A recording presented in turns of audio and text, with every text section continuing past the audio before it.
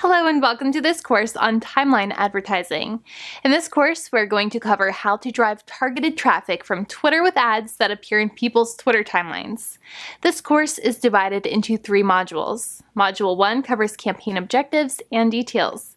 Module 2 covers ad groups and targeting. And Module 3 covers creating the actual ad itself and launching the campaign. By the time this course is over, you'll know how to effectively create and launch Twitter ad campaigns for your business. So without further ado, let's dive into the first module.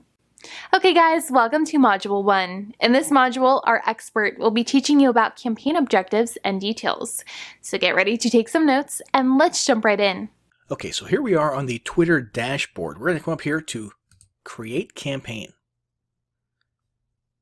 Click Start Over. And let's talk about these Twitter campaign goals. Now, campaign goals or objectives, you'll notice, are taking over advertising platforms. Google, AdWords, Facebook, and a bunch of other ones have chosen to create this step in their ad creation process where you can choose common campaign objectives and then those guide you with hints and tailorizations throughout the ad creation process. We've already seen that with a few of the other big ones. Now we're seeing it with Twitter. And overall, I think it's definitely a good thing, certainly more user-friendly. If you've been doing some of these on your own sort of ad hoc in the past, then you'll probably notice it's a little bit different now. So let's talk about app installs first. App installs is pretty simple. If you have a mobile app, if that's your business and you want to get more people to install it on their phone, literally click a link on Twitter and then that takes them to the App Store for your respective, OS, and then install your app. This is what you're going for. This is your campaign objective. The next one is followers. Now, it says on and off Twitter here, but obviously what we're talking about is gauging your campaign success by the number of people who end up following your profile on Twitter. And that's pretty powerful, especially if in addition to your advertising, you also do a lot of organic promotion or organic content on Twitter, and you want to increase the range of that organic reach. Increasing your followers with paid ads is a good way to do that. And tweet engagements. This is a good one to go after if your primary concern is interaction with other Twitter users on Twitter. If you want people interacting with your brand when you tweet. So we're looking at retweets. We're looking at comments, likes, that sort of thing. Those will be what you're measuring the success of these campaigns by. Over here we've got promoted video views. That's pretty self-explanatory. Video, although it's not thought of as the primary thing on Twitter, since there's length restrictions and stuff, is still pretty powerful on Twitter, and video ads are a pretty significant and impactful way to get your message across. Website clicks or conversions. This is probably the most standard issue, meat and potatoes type of campaign goal. This covers sort of everything, especially things like lead generation, right? So you actually want people clicking away from Twitter and coming over to your web properties, namely, a landing page where you're collecting a lead, or if you're doing content marketing, maybe to a content piece with a retargeting pixel, or if you're selling something directly, sales pages, e-commerce stores, product listings, that sort of stuff. All of that is going to come here, and my guess is somewhere around 60-70% of those of you who are watching this video are going to be relying on this one somewhat heavily. App re-engagements. So the app is already installed on their phone, and you want them to click on a Twitter ad that reminds them to log back in and use it. Okay, so if you're running some type of a video game app for iOS or Android, and this is a good way to get those people to log back into that app and play in that game with a nice, maybe a video ad or something. You actually see a lot of people doing this, a lot of companies doing this. What's that one? Clash of Clans is doing that type of thing with ads all the time. In-stream video views, pre-roll. This sounds a lot like YouTube's in-stream video, and that's basically what it is. You're taking other people's content, you're taking existing content, and you're sticking your little video ad at the very beginning of it. It's going to be pretty short, but you get some pretty cool placement there that you wouldn't otherwise get. Awareness. This, you don't really care about the retweets. You don't really care about clicks to your website.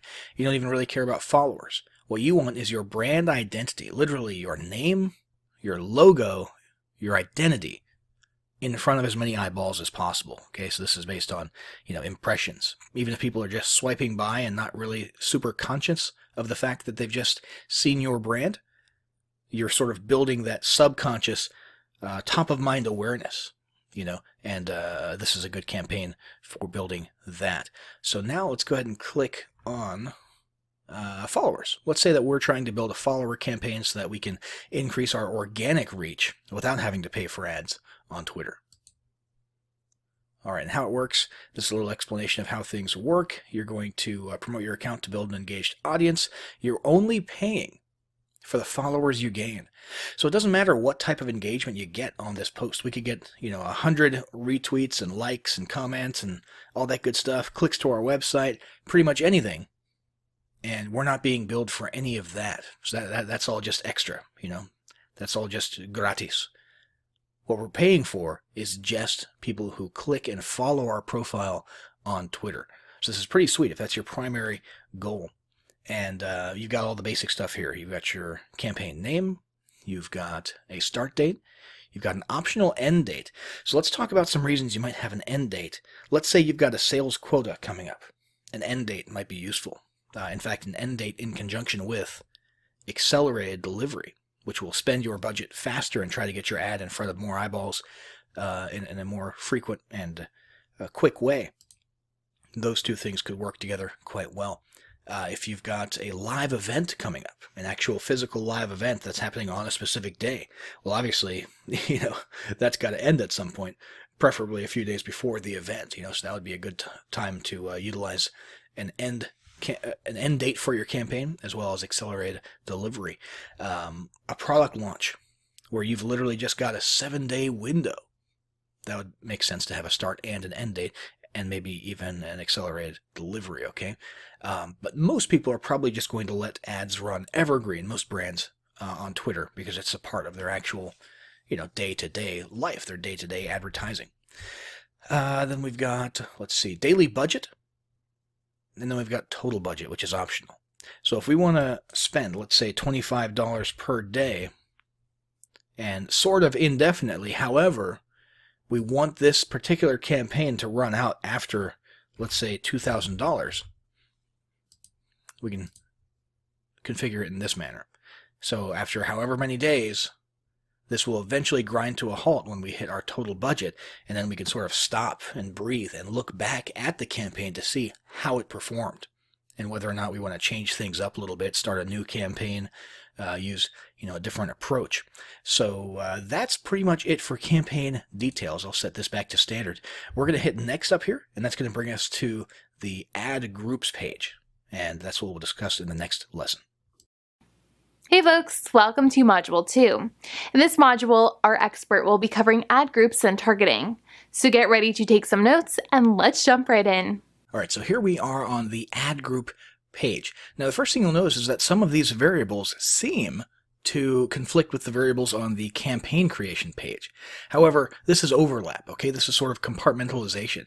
The idea is you can have multiple ad groups, and so why not compartmentalize and have one ad group with one angle that ends on a certain day, and then have the other one with a different angle take over on a certain day, all within the same campaign. Same thing goes for budget here. You can sort of narrow down and sub-allocate budget to a specific ad group within a campaign if you only want to spend X amount on one marketing angle or one specific type of targeting or something along those lines, but still keep it within one overall sort of umbrella campaign. The next thing here is bid type. Now, by default, it's actually set to automatic bid.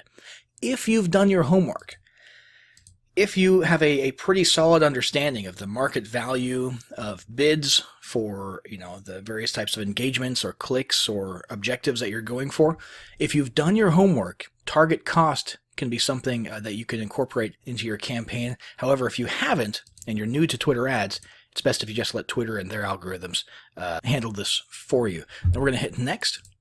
This will bring us to our audience page. This is where the magic happens. So our audience page, the first option that you have is if you already have existing audiences, saved audiences. For example, let's say you've got retargeting pixels out there, and you've got Twitter maintaining a list of people who are interacting with your content on the web.